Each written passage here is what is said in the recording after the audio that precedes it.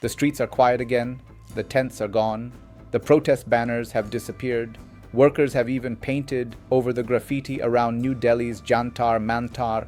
But India's most unexpected political movement insists this is not the end. Just days after forcing Education Minister Dharmendra Pradhan to resign, the Cockroach Janta Party has called off its nationwide protests and immediately declared that it will return. That statement may sound symbolic, but it carries serious political weight. In just 2 months, a decentralized Gen Z movement transformed an insult into a nationwide campaign, forced one of Prime Minister Narendra Modi's cabinet ministers out of office, and exposed deep frustration over India's education system. Now comes the harder question. Can the cockroach movement evolve from a successful protest into a lasting political force? Or will it fade like so many movements before it? The answer could shape India's political landscape for years to come.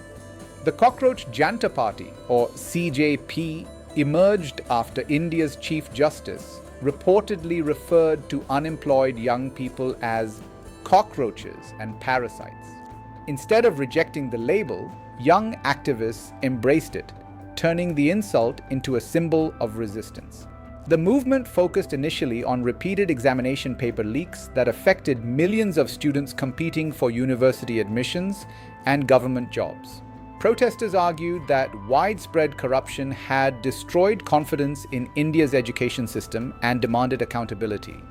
Their biggest demand was the resignation of Education Minister Dharmendra Pradhan. After weeks of nationwide demonstrations, clashes with police, and growing political pressure, Pradhan stepped down. The government also agreed to compensate families of students who reportedly died by suicide following exam cancellations and paper leaks, while promising to withdraw criminal cases against protesters in BJP-governed states. With those commitments secured, CJP leaders officially ended the protests. But ending demonstrations is not the same as ending a movement. What happens next depends on 3 critical factors. The first factor is whether the cockroach movement can transform from protest politics into issue-based politics. Successful protest movements often face the same dilemma. Mobilizing people around one clear demand is difficult enough. Building a long-term political organization is much harder. So far, the CJP appears aware of that challenge. Rather than immediately launching a political party, its leaders say they want to expand gradually. They plan to organize town hall meetings, engage civil society groups, and focus on one issue at a time instead of trying to solve every national problem simultaneously. That approach reflects strategic caution. The movement is only a few months old. Many of its leaders come from communications, activism, and social media rather than traditional politics. They openly acknowledge they are still developing their long-term agenda. Interestingly, they also want to move beyond education. CJP spokespersons say future campaigns could address broader concerns affecting ordinary Indians, although they have not yet identified specific priorities. That flexibility could attract wider public support. However, it also creates a risk. Without a clearly defined platform, maintaining momentum becomes increasingly difficult once the original crisis fades. And that uncertainty leads directly to the second challenge. The second factor is whether the government has actually resolved the issues that triggered the protests. The resignation of one minister represents an important political victory, but it does not automatically reform India's examination system. The government has promised compensation for affected families, faster judicial processes for paper leak cases, stronger anti-cheating legislation, and the withdrawal of criminal cases against protesters in BJP-ruled states. However, questions remain. Reports indicate arrests have continued in several states, including West Bengal, Assam, and Bihar, although political circumstances differ across those states. Protest leaders also continue demanding accountability for the police response during demonstrations on July 20th, when security forces used tear gas and batons against crowds attempting to march toward Parliament. The government has not publicly apologized for that operation. Meanwhile, opposition leaders continue demanding investigations into the use of force and broader reforms of India's education system. In other words, the immediate political crisis may have eased, but several underlying disputes remain unresolved. If promised reforms fail to materialize, the cockroach movement could quickly regain public momentum. But the future of the movement also depends on something much larger than education policy. The third factor concerns India's changing political landscape. India has one of the world's youngest populations. More than 65% of Indians are under the age of 35.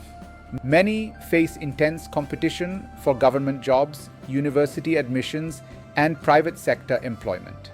That demographic reality creates fertile ground for issue-based mobilization. The cockroach movement has already demonstrated something important. It showed that social media, humor, memes, and decentralized organization can produce tangible political outcomes without relying on traditional political parties. That lesson extends beyond this specific protest. Future campaigns on unemployment, corruption, housing, environmental issues, or digital freedoms may adopt similar methods. Political analysts remain divided over whether the CJP itself will eventually contest elections. Some believe it lacks the organizational structure necessary for electoral politics. Others argue that entering elections too early could weaken a movement that currently draws support from across ideological lines. For now, the leadership appears to favor patience. They repeatedly say they want to build organizational capacity before making any decision about becoming a formal political party. That may prove to be their most important strategic choice. Many protest movements lose credibility when they transition too quickly into electoral politics. Others disappear because they never develop lasting institutions. The cockroach movement now faces precisely that crossroads. For India, the protests have already changed the relationship between young citizens and political power.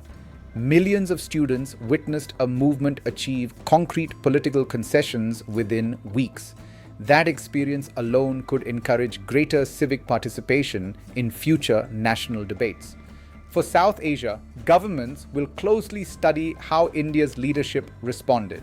Many countries across the region face similar challenges involving youth unemployment, competitive examinations, and public frustration over corruption. The success of one youth movement could inspire others facing comparable grievances. Whether those movements ultimately produce lasting institutional change remains uncertain, but their ability to shape national politics is becoming increasingly difficult to ignore. The streets of New Delhi may be quiet today, but the cockroach movement has already left something behind that cannot simply be painted over. A generation that now believes organized public pressure can force political change.